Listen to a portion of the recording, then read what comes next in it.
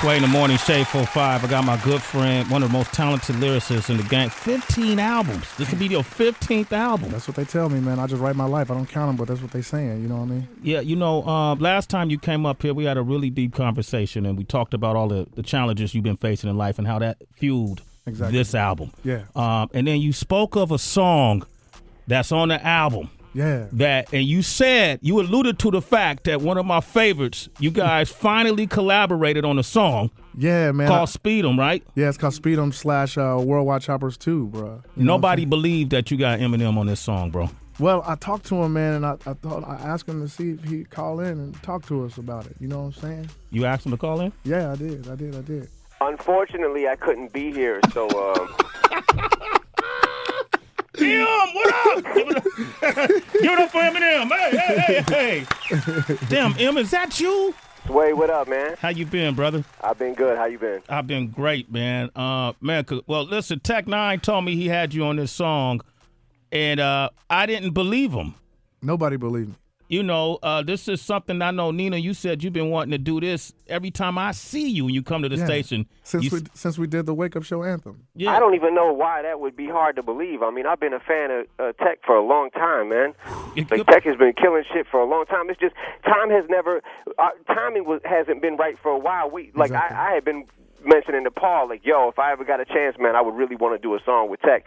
And I know that Tech, I know that he had said that you had reached out a couple of times, but I think that there was one point in time where I think I was just finishing up, and you might have been just finishing up, and I think the timing just wasn't good because I think we were just both running around like crazy, I think, at that point. Exactly. I think everything has its time, though, brother, and this tribute to Richie Havens, man, was just perfect, man. You know what I'm sizzling, and to have my brother that's been with me since the beginning, Chris Calico, killing it with us, man. You know what I'm saying?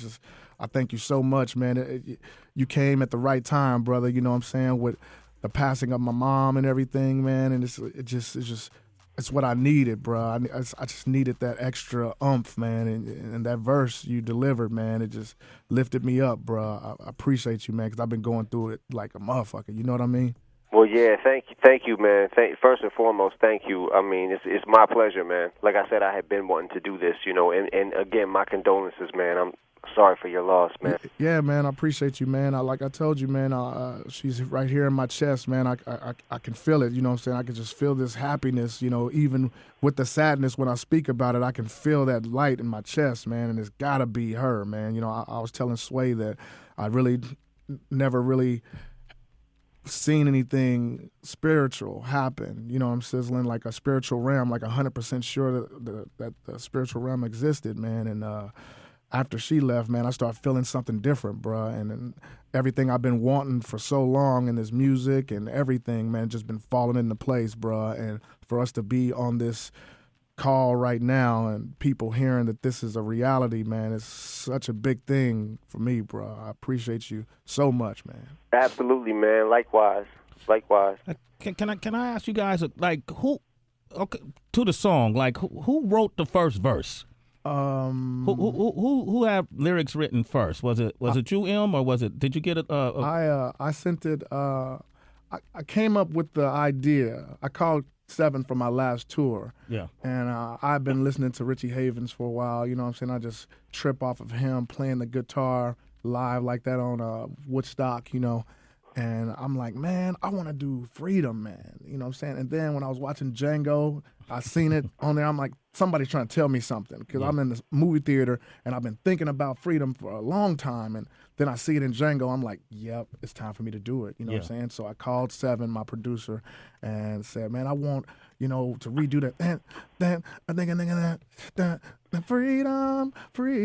But I said, I want to call it Speedom, man, like the freedom to speed. We have the freedom to speed as fast as we want to go. You know what I'm saying? Nothing can hold us, you know. And so my engineer, Ben, played the acoustic guitar like it was Richie Havens in there. So it wasn't written in blood that the people who owned the publishing was going to let us do it. You know what I'm saying? So I was like on pins and needles because I knew I wanted Eminem on this song. You know what I'm saying? Because I knew that he can chop niggas the fuck up. You know what I'm saying? I know it. I done heard his music. I know a chopper when I hear one. You know what I'm saying? And let us use it. They took a lot of the publishing, but you know what I'm saying? This is like a tribute to Richie Havens because I love his music, you know what I mean? And then M just came and shredded, and Chris Calico came and shredded. So, but what I did, I wrote my verse, my last verse. I'm the fury, the final fighter, flip it on fraudulent fellas, fulfilling fighter, flick it on fire, finishing when a flow in flight, pinning fakers, follow, fucking a fool with a fight. You know, I did all that shit, and it was so hard to find F words that, you know, I'm the fury, the final fight. I flip it on fraudulent fakers, fulfilling fright. I flick it on fire, finish them when a flow in flight. Feminine fakers fall. I'm flogging a foe. I like, what can I flog a foe with? A fife. It's Yo, like a it's pipe. so funny. I was trying to figure out what you had said on that part right there. Yeah, I knew everything else. It was that part. Yeah, I'm flogging a foe with a fife. It's like a pipe, like you could hit a motherfucker with something. It's called a fife. F-I-F-E. You know what I'm saying? A fife. I was thinking Fife Dog. No, Right. Yeah, I'm flogging, like you hitting a flogging. You know what I'm saying? I'm flogging a foe with a fife, my nigga. And it was meant to happen because it took a while for me to get that last word that rhymes with flight and fight and fright. And I'm like, what else rhymes with this shit? And I'll sit there and just wait in my in my living room. I'll just wait for the word, and it always comes. And I'm like, fife. What is that? So I sit next to my Google. I love my Google because and I got to make sure I'm using the word in the right context. You know what I'm saying? Because words will just pop up in my head. I'm like, damn, what the fuck's happening? Who's putting these words in my head? I found fife, and it was fucking beautiful. Now, M, do you go through that same process? Because listening to these verses, you know, I got a chance to hear some of it, and what I love about it, I love jigsaw puzzles. Yes, sir. Yes, sir. And so that's how I look at lyrics sometimes. I like things I can't figure out. Do you go through that same process, just finding words? Or how is your process, or how was it on this song?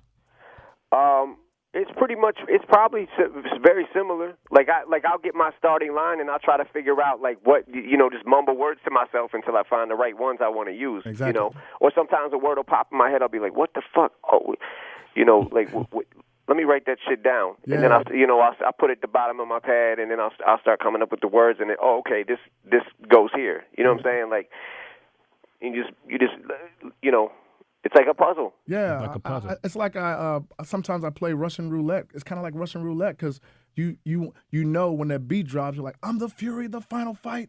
That's all I got. I was like, okay, am I going to be able to rhyme this whole 4-bar verse or this whole 4-bar segment with 8 words? You know what I'm saying? I don't know, but I'm challenging my brain to do it, and it does it, my nigga. Well, look, the world has yet to hear this song.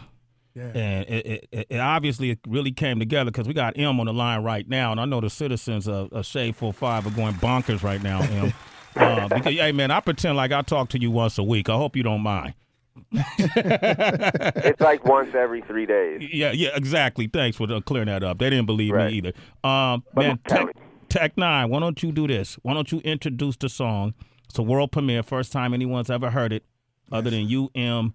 I've heard a little, then you stopped it. Yes, man. Go for it. This song has been in the making for a decade plus in my brain. I always wanted to rap with somebody I deemed the best rapper I've ever heard. You know what I'm saying? When it comes to emotion and giving all of them to the fans and then doing it in a style that's so fucking dope and intricate and unmatched. You know what I'm saying? I always wanted to. And we couldn't get Paul Rosenberg, so then you know what I'm saying? So he got the next best thing. The next best thing. So I always wanted to rap alongside of someone like that because I felt like I am in that lane. You know what I'm saying? I take time with lyrics. I care about what the shit means, what it sounds like, the style, the rhythm, the pockets, everything. I care about it. And this is the person that I say is at the hilt of that shit. Yeah. So, man, thank you, man. Thank you, brother. You know what I'm saying? And everybody knows it. I done said it in fucking interviews and everything. You know what I'm saying? So it's like... Let's hear the song, man. I want to hear the song. So the song is called Speedom. It's a tribute to Richie Havens. It features myself, Chris Calico, my brother, and the fucking crazy-ass lyrical fucking rap god type of motherfucker Eminem, dude. And here it is, Shade 45. Sway in the morning, exclusive on Shade 45. That was a world premiere. World premiere. Speedom Worldwide Choppers Part 2 featuring Chris Calico and Eminem, yes, and, of course, the one and only Tech N9ne. Yes. And, hey, man, I don't know if y'all jogging or if y'all in – oh, I know, Em, you're in the gym now, right? I'm in the gym right now, lifting weights as we speak. Okay, yeah. So, man, I got a 5-pound dumbbell right here. Man, what an awesome song. Yeah, I mean, man, in terms of lyricism, like it's gonna take me about a week to dissect everybody's verses. Oh man, I'm still trying to get everything that he said, dog. I'm studying this shit. Like, you doing some you in another zone now. It's quadruple time and everything. Dog. Yeah, what's after quadruple? You doing things in the pocket. You're bending the pocket now. You're changing the dimensions of the pocket. Yeah, you know what I mean? Like other shit, dude. Let me ask, when you guys y'all don't rap like anybody else, but still in 2015, you there's nobody that you could say is better than you guys. When styles and things change by era, are you paying attention to that? Are you listening to any of the newer guys when you look at the Drakes or the Kendricks? Or absolutely, yeah. Absolutely. I got my finger on the pulse. I always try to keep my finger on the pulse of what's going on. Yeah. You know, mm-hmm. And obviously, I mean, at the same time, without still being able to do what I do, I want to see what other people are doing too. Yeah. You know, and it's really interesting, man. You got a whole new school of like. Rappers coming up, like, I mean, not necessarily coming up. Drake's been around for a while, but, yeah. Drake's album is crazy. Kendrick's album's crazy. Big Sean's album's crazy. Mm-hmm. Yeah.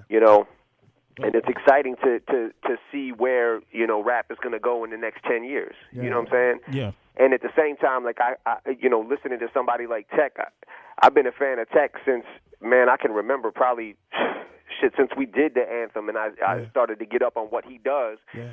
And was like, and just watched him progressively get better and better and better to the point where it's like the last 10 years it feels like he's been on the top of his game. So it's just exciting. It's exciting, man. To me, that hip hop has just got, there's people that are great at certain things that they do. Yeah. You know what I'm saying? And mm-hmm. it's like it's really interesting to just watch everybody and just how people are like, it just feels like there's a lot of different rappers going for the crown, and it's like it's exciting to see it because everybody's going as hard as they can lyrically, and it's fun, man, because that, to me, is how this sport just keeps advancing. That's what I'm talking about, man. This song is going to birth so many dope babies, I think. You know what I'm saying? That's what I'm trying to do.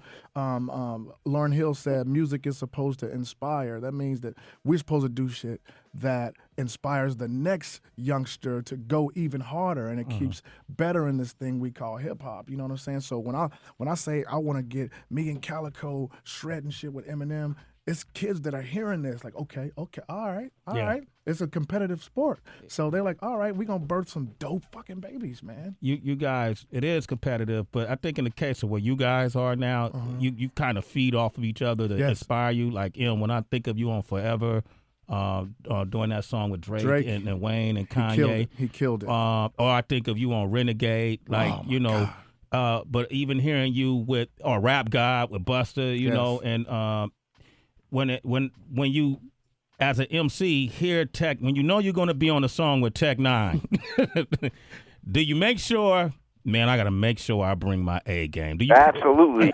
Do you prep? Absolutely. Do you prep different for different MCs you know you're going to be featured with? That's a tough question because I always want to try to. He gives us all the time. Yeah, man. to give it everything I got every single time. But there is certainly something to be said when you get sent a record like, with Chris Calico and Tech, the way their verses are, and Chris has that man, it's like 8 bars that are just like that. I'm damn, what is it? I'm swimming to the top of the. What the hell is it? Something feminine, and then it. Yeah. That shit is like what the and reverse the reverse the conditions. I'm living in. Do bigger numbers than Pipping the pen and reverse the conditions. I'm like, what the fuck? Yeah. And then I hear Tech come in. I'm the fury, the final fighter, the flip of the floor, the fighter, the fighter. what the fuck? Of course, I want to try to I gotta try to compete with that. Yeah. Like, damn, man. Yeah, all right. and he did, dude. He did. You've been planning this, Nina, for a year, hoping for this for years. How did you approach it? I mean, I just wanted to send him something that he thought was dope. You know what I'm saying? Because if it was bunk and it was half-ass, I don't think he would have did it, bro. You know what I'm saying? It was just the timing was right. And when I heard the beat, I said, this is Eminem. You know what I'm saying? This is the one with Eminem. You know what I'm saying? At first, I was going to send it to Nikki as well, but I was scared. You know what I'm saying? I was scared. I'm like, I don't want to know, because I heard stories and she say, no, the niggas, I don't know. You know what I'm saying? Yeah. But, you know, I wanted a girl on it at first. But, you know what I'm saying? Chris Calico went on and wrote his verse. And it was just murder. He did it, and I'm like, I'm keeping it, my nigga. You know what I'm saying? So I'm just glad that Seven did a beat that was so powerful and enough to make Marshall want to do what the fuck he did, because the beats make you do these things. You know what I'm saying? The beat makes me want to ride it a certain way. You know what I mean? Yeah. So for him to get the beat and do all that to it, that means the beat had to be massive, man. And I was just glad that I gave him something that he thought was, you know, good, you know?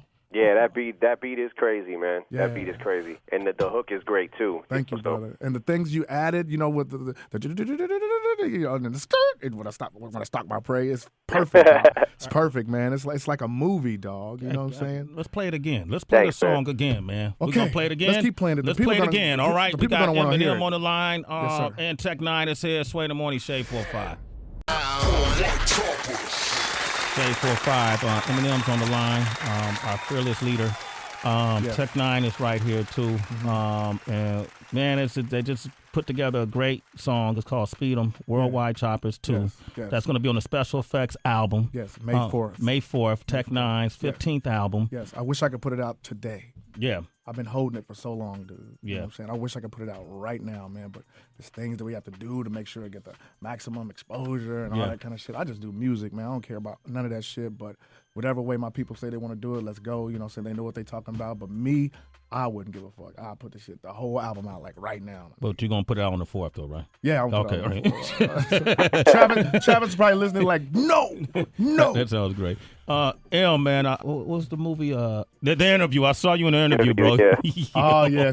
That was fucking funny, dude. Dude, I don't know how you. And he did it with a straight face, dude. You had to do it like a couple of takes. Tell me that, bro. Yo, I gotta tell you, man. James Franco was so fucking funny. I couldn't. It was very hard. There was a few takes where we had to stop. Like I couldn't stop laughing because. You know, it was like, yo, he was so animated, and it was like, damn, I want to be the funny one here. Yeah, you know, and he was killing it. Yeah, man. Yeah, but that was great, man. He was perfect, man. That was perfect. Am, are you in the studio at all, working on anything new?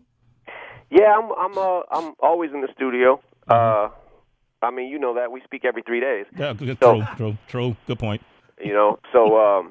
Yeah, I'm here, man. I'm a little under the weather right now, so I'm kind of just waiting to lay some vocals on something that I'm trying to do, but I feel like I got a cold and shit. So I was talking to my people, and I said, man, one day, man, we might have to shoot a video for this, man. And I told him, I'm sorry, I don't mean to hit you with this right now, Marshall.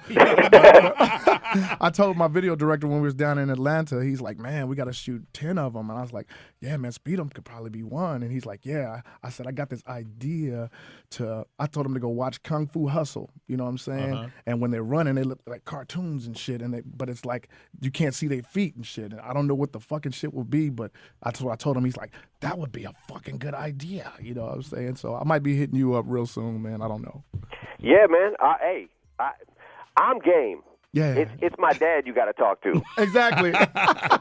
Paul. Exactly. Mr. Rosenberg. Exactly. Hey, man, we appreciate you calling in, man. I hope you feel better. And what an amazing song to see you two, you guys come together for this.